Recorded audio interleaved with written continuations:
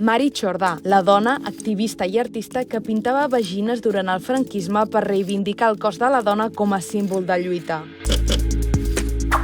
En un context repressiu marcat pel silenci de les dones, Mari Chordà va irrompre amb una veu pròpia. Pintora, poeta i activista, la seva obra transcendeix de l'ambient academicista del segle passat per convertir-se en un crit de llibertat i autoafirmació. L'Ampostina va ser pionera per parlar en la seva pintura i poesia sobre el plaer, la maternitat i les relacions lèsbiques. Amb una estètica pròxima al pop i la psicodèlia i una pintura revolucionària plena de colors vius i formes sinuoses, va desafiar la moralitat imposada per una dictadura que intentava censurar la sexualitat femenina. Ara, al MACBA es pot visitar Mari Chordà i moltes altres coses. Un recorregut per la seva trajectòria artística, però també per les lluites personals que la van impulsar. Cada obra és un manifest, des de les seves primeres representacions de vagines al 1964, on es trobava amb la seva identitat sexual, la seva etapa com a fundadora de l'Ollar, un espai cultural de resistència a Amposta, fins al seu projecte La Sal, la primera editorial feminista de l'Estat. Tots ells llocs per a la cultura, però també per l'expressió lliure de les dones i els seus cossos. En aquesta exposició, l'Ampostina remarca que el que és personal és polític i que en la seva obra no hi ha espai per la vergonya, perquè el cos, el desig i la intimitat esdevenen a través del seu art símbols d'autoafirmació. Fins al 12 de gener, al MACBA pots submergir-te en l'obra d'una pionera que va fer del joc, el cos i el dret al plaer una part indissociable de la seva lluita feminista.